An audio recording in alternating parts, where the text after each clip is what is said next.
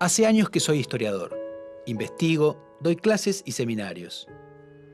Sin embargo, hay veces que las preguntas más difíciles me las hacen en lugares insospechados.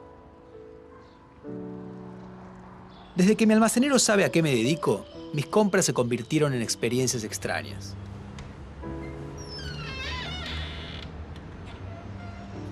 Buen día. Vieja, llegó el historiador. Hola, Felipe, ¿todo bien? ¿Cómo anda? ¿Todo en orden? ¿Qué va a llevar? Y para una picadita. Escúcheme una cosa. Estuvimos discutiendo con la vieja y no nos pusimos de acuerdo. ¿Cuál es su prócer preferido? De lo más grande. Ese que tiene el nombre de ferrocarril. Y Belgrano. Yo decía, Belgrano, grande, Belgrano. Uno agarra el mapa y se fija, es el ramal que más kilómetros tiene. Es verdad, no me he dado cuenta. Historiador, ¿cómo es que no quedan más hombres como ese? ¿Por qué dije Belgrano? Sin duda, Belgrano es uno de los héroes fundamentales de la historia argentina. Solo hay dos personajes que han recibido pocas críticas y han sido respetados por distintas corrientes de historiadores y por distintos sectores políticos a lo largo del siglo XX: San Martín y Belgrano. No solo un ferrocarril lleva su nombre, sino que en todo el país hay localidades, avenidas, calles y monumentos con su nombre. Entre las 7 figuras que se eligieron en la década de 1990 para ilustrar los billetes de pesos argentinos, uno de ellos es Belgrano. Solo hay 3 personajes cuya fecha de muerte marca un feriado nacional, y uno de ellos es Belgrano. Todos los argentinos y argentinas tienen alguna idea acerca de quién fue Manuel Belgrano.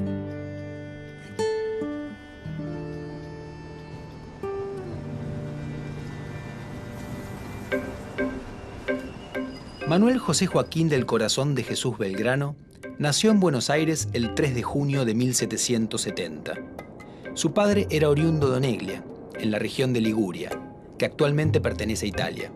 Su nombre era Domingo y su apellido original era Peri, pero lo cambió por Pérez para españolizarlo al instalarse en el Río de la Plata.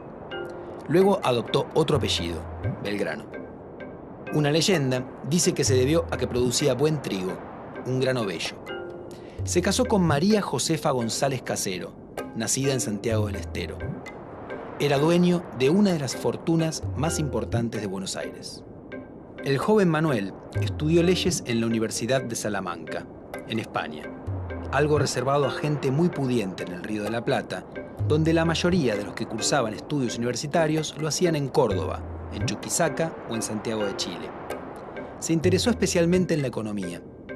Volvió a Buenos Aires en 1794, al ser nombrado secretario del Consulado de Comercio, cargo que ejerció hasta 1810.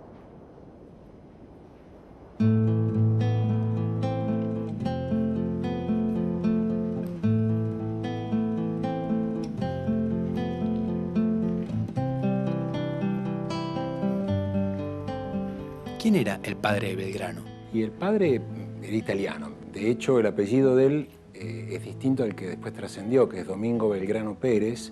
Y él en los 50 del siglo XVIII primero se va a España, desde donde consigue el permiso para venir a Buenos Aires, porque evidentemente en esa época no se podía viajar de un lado a otro libremente, y consigue el permiso y se instala en Buenos Aires en los 50.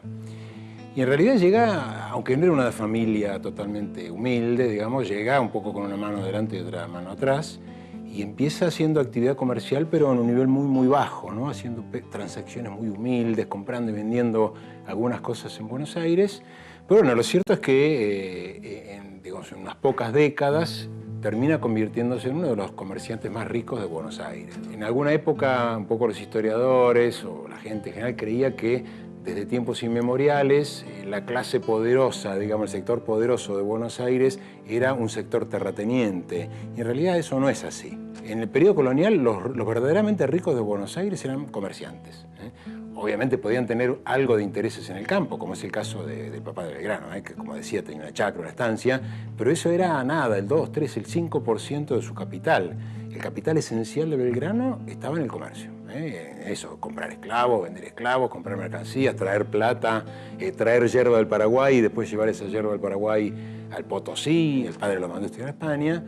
Lo mandé a estudiar comercio, pero en realidad él no estudió comercio, estudió leyes. Por un lado defendían la idea de la ilustración, es decir, las luces, la importancia del conocimiento para mejorar la sociedad. Entonces, obviamente Belgrano, desde su función en el consulado, fue un gran defensor de la educación. La necesidad de crear escuelas de todo tipo para que la gente se forme.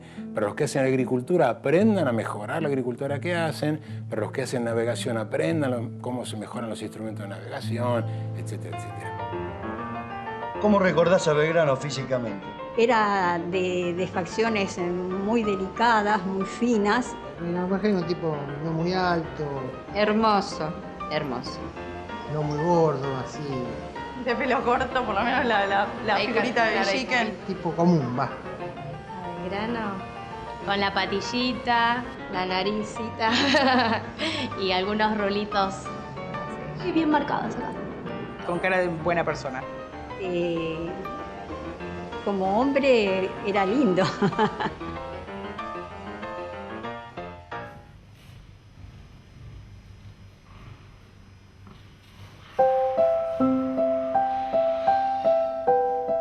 En Argentina hay muchos archivos que conservan documentos con los cuales los historiadores intentamos reconstruir el pasado.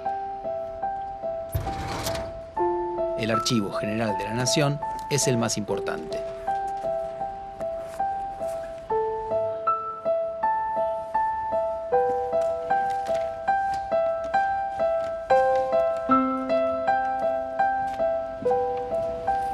¿Le pido esto? El archivo de fotografía tiene una colección impresionante.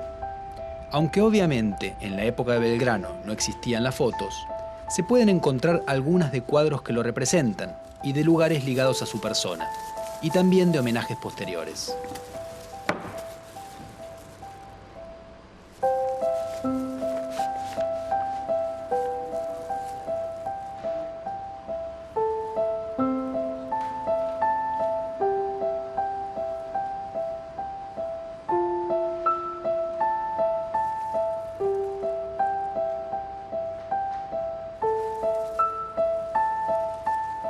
En el Departamento de Documentos Escritos se conservan varios legajos en los cuales hay información sobre Belgrano, en particular cartas que envió o recibió. Los legajos se ordenan por tema y varios de ellos remiten a Manuel Belgrano. Esta es el libro de matrículas del Colegio de San Carlos, donde asentaban también los exámenes de gramática y de filosofía. Y tenemos al alumno Manuel Belgrano.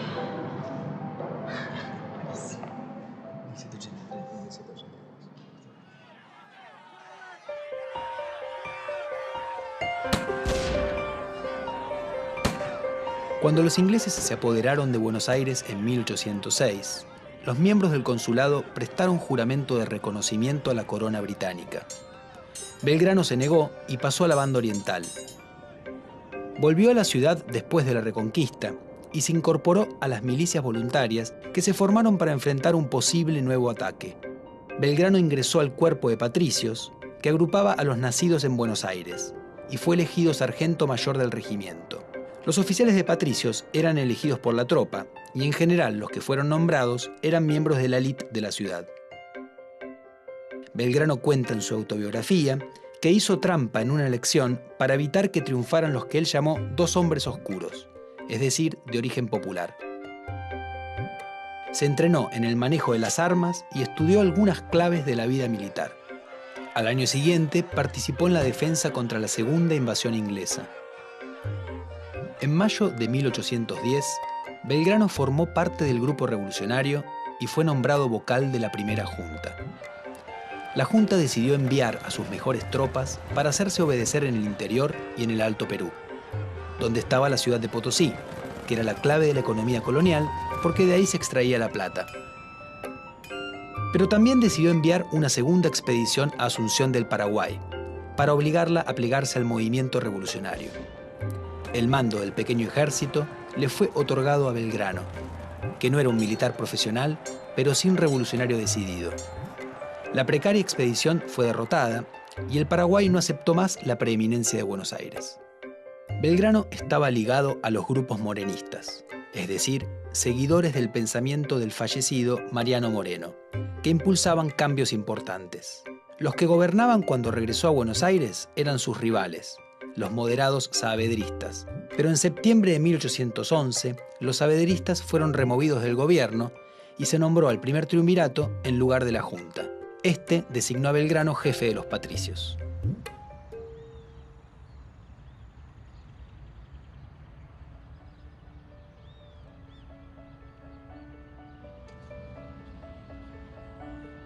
En 1812, Belgrano fue enviado a establecer 2 baterías de cañones en el río Paraná, junto a la villa del Rosario. Allí enarboló por primera vez el estandarte que diseñó para sus tropas. El triunvirato no quería que se creara un pabellón, porque eso ahondaría el camino a una ruptura total con la monarquía española, paso que todavía no gozaba de consenso entre la dirigencia rioplatense. Pero Belgrano decidió seguir adelante y creó la bandera.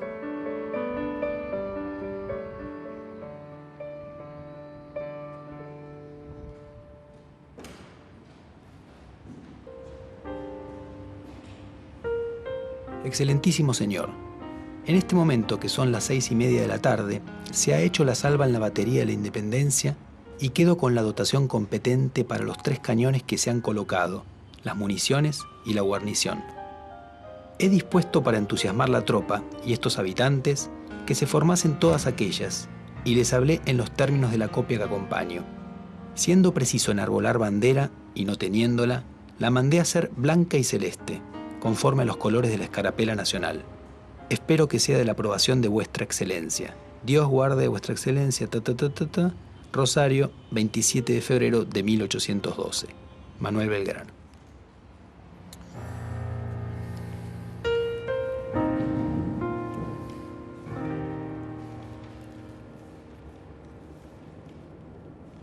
Los colores de la bandera, celeste y blanco, provienen de una orden que había fundado el rey Carlos III, el más importante de los Borbones españoles, en 1771.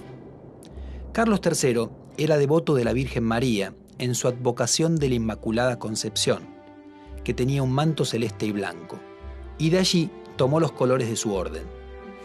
Belgrano adoptó entonces unos colores muy conocidos en los dominios españoles, y al hacerlo, evitaba además que se hablara de una ruptura total por parte de los revolucionarios, puesto que eran colores de la monarquía.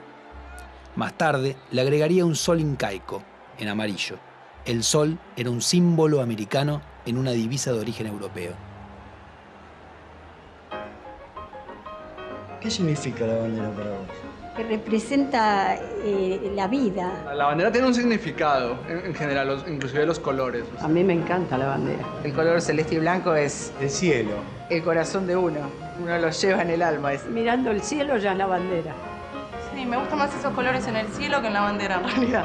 Y la bandera representa al país. Un símbolo de unión. Hay gente que se siente más identificada, hay gente que se siente menos identificada. La amo. Este 20 de junio voy a sacar la bandera al balcón.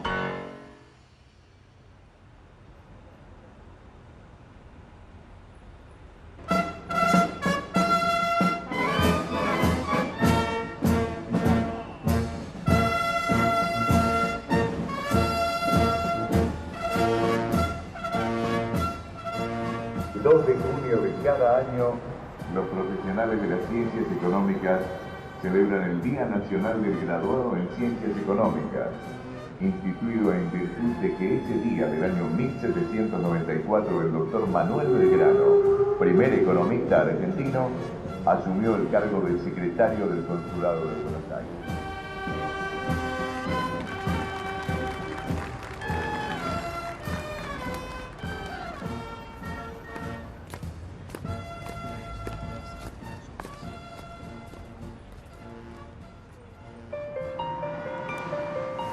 Manuel, ¿cuál es su relación de parentesco con Belgrano, el prócer? Soy quinta generación, chosno nieto, en forma directa, por la rama de su hija Manuela Mónica, en el colegio, ¿no es cierto? Cuando uno empieza a estudiar y bueno, cada vez que se nombraba Manuel Belgrano se daba vuelta toda la clase para mirarme. Hay gente que le llama la atención, gente que se lo toma en chiste, que no lo cree. Sí, creen que cree que es un chiste que le están haciendo. En todas las generaciones siempre hubo un Manuel y bueno, mi hijo tiene el nombre completo del general, Manuel José Joaquín del Corazón de Jesús. Un auténtico belgraniano. Sí. Después de su paso por Rosario, Belgrano fue enviado a hacerse cargo del desorganizado Ejército del Norte, que luego de la Revolución había ocupado el Alto Perú, la actual Bolivia, pero después había sido vencido y estaba en retirada. En la ciudad de Jujuy hizo bendecir la bandera por él creada y motivó a los restos del ejército. En esa emergencia, Belgrano ordenó a los pobladores de Jujuy y de Tarija abandonar sus casas y bienes para no dejar nada al alcance del ejército enemigo que avanzaba hacia el sur. Se aplicó la política de tierra arrasada y se incendiaron campos sembrados. El movimiento pasó a la historia como el éxodo jujeño. Belgrano logró reorganizar el ejército en Tucumán y allí, pese a que las autoridades en Buenos Aires no querían arriesgarse a hacerlo, decidió enfrentar el avance de los contrarrevolucionarios. Los derrotó en la decisiva batalla de Tucumán, en septiembre de 1812, uno de los combates más importantes de la Guerra de Independencia Sudamericana. Avanzó luego hacia el norte y volvió a triunfar en Salta, en febrero de 1813. Entusiasmado, continuó hacia el Alto Perú, pero allí fue vencido en 2 batallas, Vilcapugio y Ayohuma, y su ejército sufrió bajas enormes. Después de eso, debió entregarle el mando al general José de San Martín, enviado desde Buenos Aires. Belgrano volvió a esa ciudad y decidió donar el dinero que el Estado le otorgó por las victorias de Tucumán y Salta para la construcción de escuelas en las ciudades de Tarija, que hoy es parte de Bolivia, Jujuy, Salta, Santiago del Estero y San Miguel de Tucumán. Pero en medio de las convulsiones de la guerra no se construyeron. En 1814 viajó a Europa para negociar apoyos a la Revolución Rioplatense, pero no tuvo éxito. Europa estaba derrotando a Napoleón y con el retorno del absolutismo en todo el continente, cualquier movimiento revolucionario era considerado algo terrible. Eso convenció a Belgrano, que antes era más radical, a proponer una monarquía constitucional para independizar a los territorios revolucionarios. Pensaba que eso sería mejor aceptado. Lo expuso en 1816 ante el Congreso que declaró la independencia en Tucumán, independencia en la que intervino activamente, presionando a los congresales para que dieran ese paso. Su propuesta era entronizar a un descendiente de los incas llamado Juan Bautista Túpac Amaru, sobrino del famoso Túpac Amaru, que había sido descuartizado después de rebelarse contra el dominio español en los Andes. La idea permitiría ganar la adhesión de las poblaciones originarias andinas y daría una legitimidad americana a una monarquía. Sin embargo, su propuesta no tuvo ningún eco. Mientras San Martín preparaba su expedición a través de los Andes para atacar a los realistas que dominaban Chile y dejaba la frontera norte de las Provincias Unidas en custodia de las milicias y las tropas irregulares que dirigía Martín Miguel de Güemes, Belgrano se hizo cargo otra vez del muy disminuido Ejército del Norte, estacionado en San Miguel de Tucumán. De allí se marchó tras unos años, muy enfermo de hidropesía. Al pasar por Santiago del Estero, su antiguo subordinado Manuel Dorrego, quien culpaba a Belgrano por haber sido alejado del ejército, disfrazó a un loco de general e hizo que desfilara delante de la casa donde estaba Belgrano, para burlarse de él. Regresó a Buenos Aires sin dinero y murió pobre el 20 de junio de 1820. Como la provincia estaba atravesando una gran crisis política, casi nadie reparó en ese momento en su fallecimiento.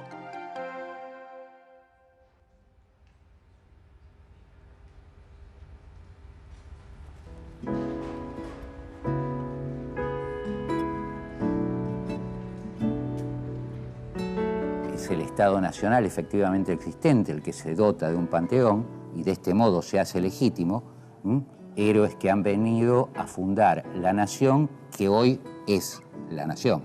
Los héroes aparecen en general y los miembros de los panteones revestidos de unas virtudes que son también las virtudes del presente, son las virtudes del capitalismo avanzado, son individuos que son austeros, que son capaces de cualquier sacrificio, que son, además, en un toque quizá más romántico, capaces de ejecutar acciones heroicas y dueños de un coraje sin par. En la escuela primaria, en el caso de Belgrano, y en el caso de otros próceres, no solo de Belgrano, lo que ocurre es que al estar asociado a Belgrano a la bandera, la insistencia sobre él quizá fuera mayor, decía, en las aulas, en la escuela, se despliegan una serie de procedimientos y de prácticas que ratifican, remachan la importancia de filiarse con el panteón de héroes nacionales, y los procedimientos todavía hoy en día están en buena parte vigentes, ¿no? Retratos de los próceres en las aulas, lecciones históricas, actos patrios, juramentos de lealtad a la bandera.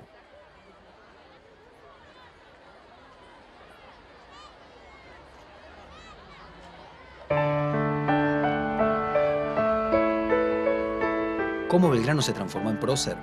En los años que siguieron a su muerte, con la situación política más calma, se lo empezó a recordar. En la década de 1850, Bartolomé Mitre lo eligió como el personaje a través del cual contar la revolución y la independencia, otorgándole un lugar fundamental. Fue uno de los primeros héroes históricos en tener un monumento, que se erigió en su memoria en Buenos Aires, en Plaza de Mayo, en 1873. En 1938 se decidió que la fecha de su muerte iba a ser un feriado nacional, el Día de la Bandera, y se inició en Rosario la construcción de un monumento para homenajearla.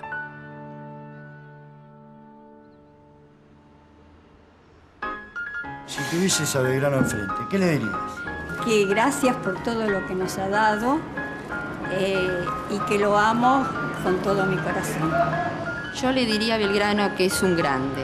No sé si le diría algo, hablaría. Que ya no hay personas que luchan por la patria.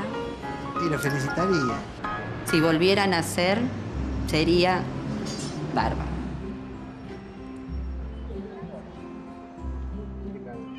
¿Cuál es tu relación con Manuel Belgrano, tu parentesco? Yo soy chosno. El chosno es la quinta generación. Es hijo, nieto, bisnieto, tataranieto y chosno.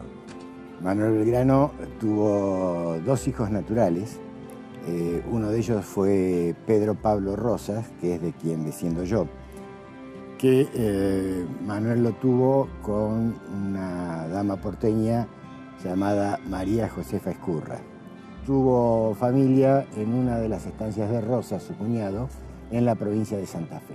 A mí me lo ha contado mi padre desde que yo era chiquito y bueno, así lo supe, se fue transmitiendo de generación en generación.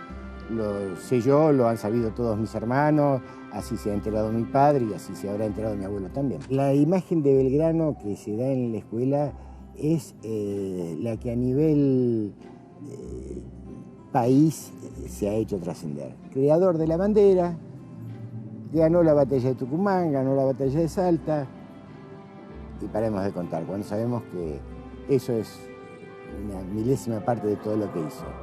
Te cuento que hace algo más de 30 años asistí a un acto en homenaje a Manuel Belgrano en el convento de Santo Domingo, que es donde está enterrado. En esa oportunidad me presentaron a quien era el presidente en ese entonces del instituto, un general retirado de la Nación, y cuando me presentaron como descendiente directo de Manuel Belgrano, dijo que eso era imposible porque todos sabíamos que Belgrano no había tenido hijos. Realmente indignado le dije, me extraña, general, que justamente usted pueda decir una cosa así. Entonces miró para todos lados como para que nadie lo escuchara, buscando un silencio cómplice, y me dijo, bueno, pero se imagina que esto no puede trascender, porque ¿cómo va a quedar la imagen del general? Y yo creo que ese es uno de los grandes errores que tiene nuestra historia. A la pregunta que me hizo mi almacenero sobre por qué ya no hay hombres como esos, una respuesta posible es que en todas las épocas hubo y habrá hombres y mujeres que protagonicen hechos destacables a favor del resto, sin llegar a convertirse en próceres. La construcción de próceres se debe a que en sus orígenes la nación necesitó mitos fundadores y encontró en algunos personajes muy destacados las figuras que precisaba para ocupar el bronce. ¡Ey, Felipe! ¡Felipe!